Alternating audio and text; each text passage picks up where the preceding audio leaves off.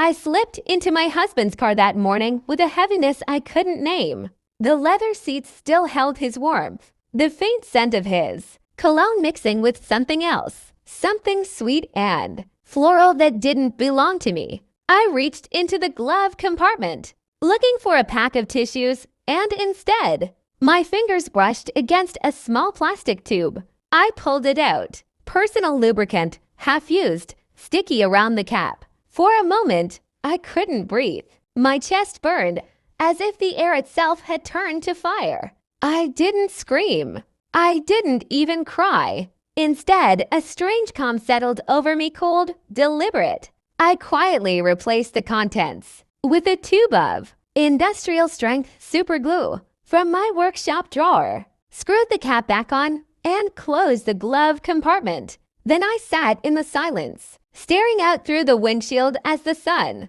broke over the roofs of our quiet suburban street. That was the morning everything began to fall apart.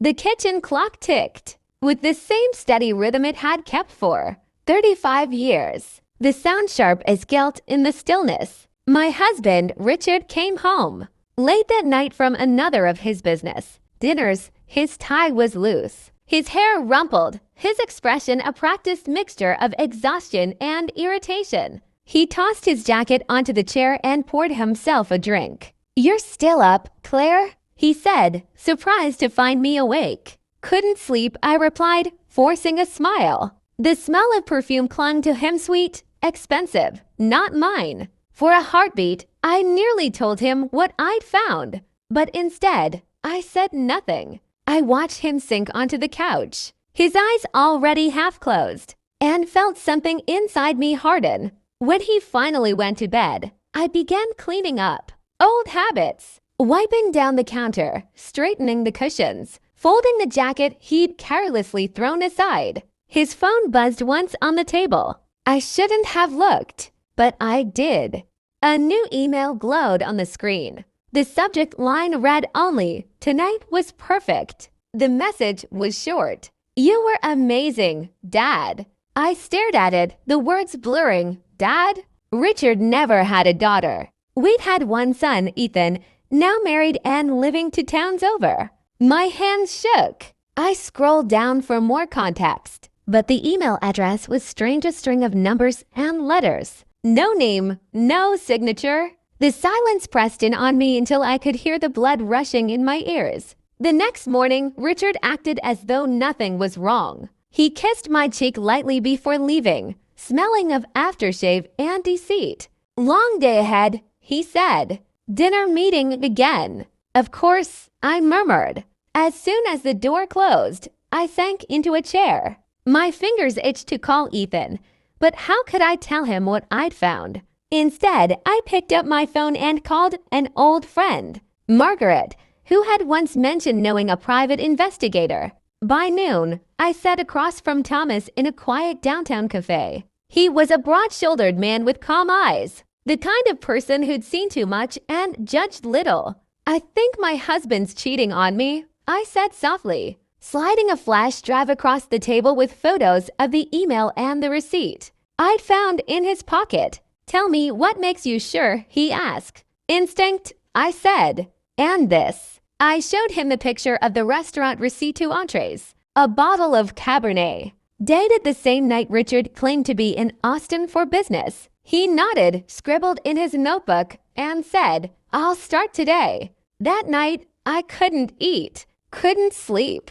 Every sound, the hum of the refrigerator, the ticking clock, the passing cars felt like an omen. At 10:47 p.m., my phone buzzed. It was Thomas. "Mrs. Hill, I have something. Check your email." I opened it with trembling hands. There he was, Richard, standing outside a restaurant I didn't recognize, holding hands with a woman. Her hair was blonde, long, familiar. Too familiar. My stomach turned to ice. It was Emily, Ethan's wife, my daughter-in-law.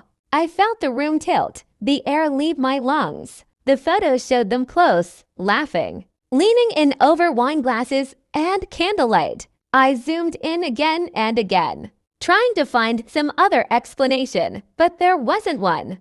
Emily, The girl I had welcomed into our family. The one I taught how to bake her first apple pie. And Richard, the man I trusted for nearly 4 decades. Together, Thomas sent more photos through the night, each one a fresh wound. Richard brushing a strand of Emily's hair from her face, their hands touching across the table. The two of them walking out of the restaurant, his arm around her waist. I watched until my eyes ached. Then I turned off my phone and sat in the dark bakery where I used to spend my happiest hours. I thought about the first time Richard had helped me knead dough, laughing as flour dusted his nose. I thought about the dreams we'd built, the life we'd crafted.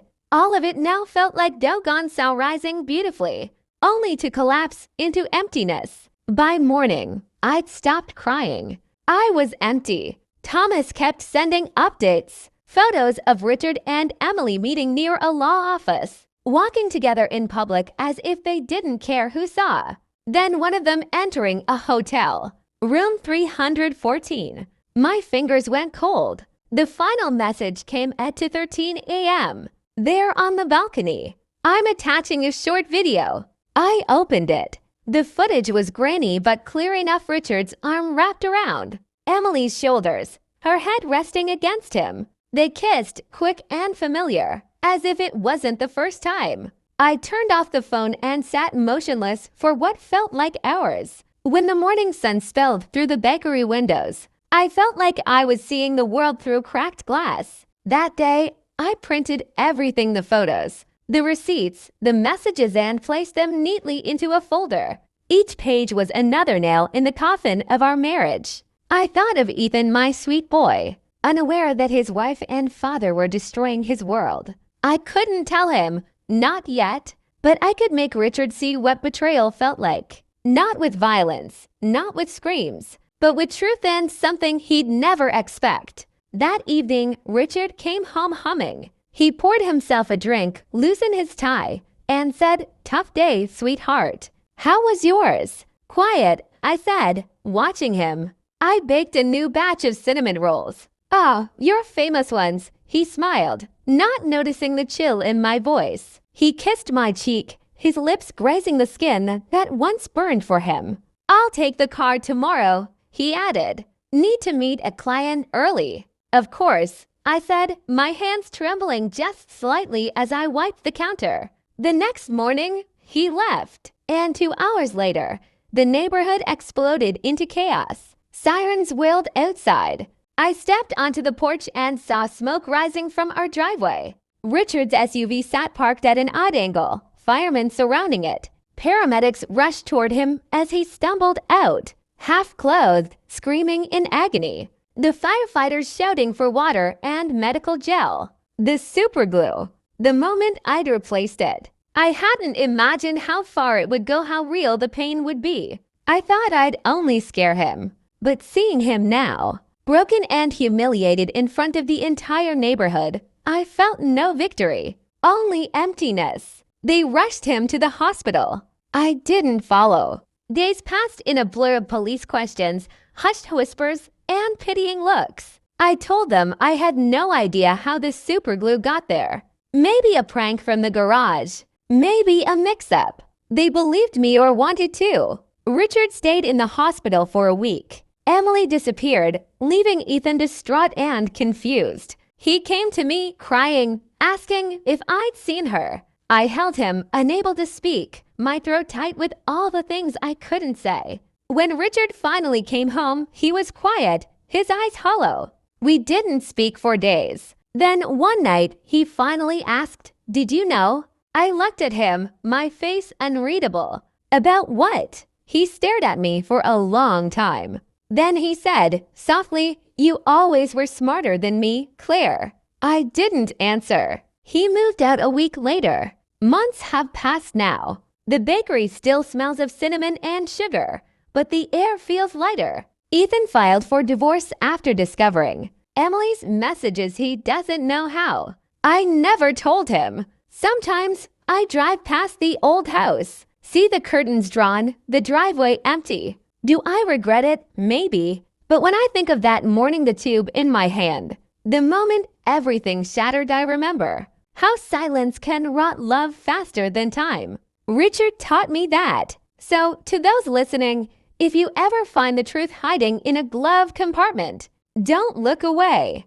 Because lies, no matter how small, always find a way to glue you to their consequences.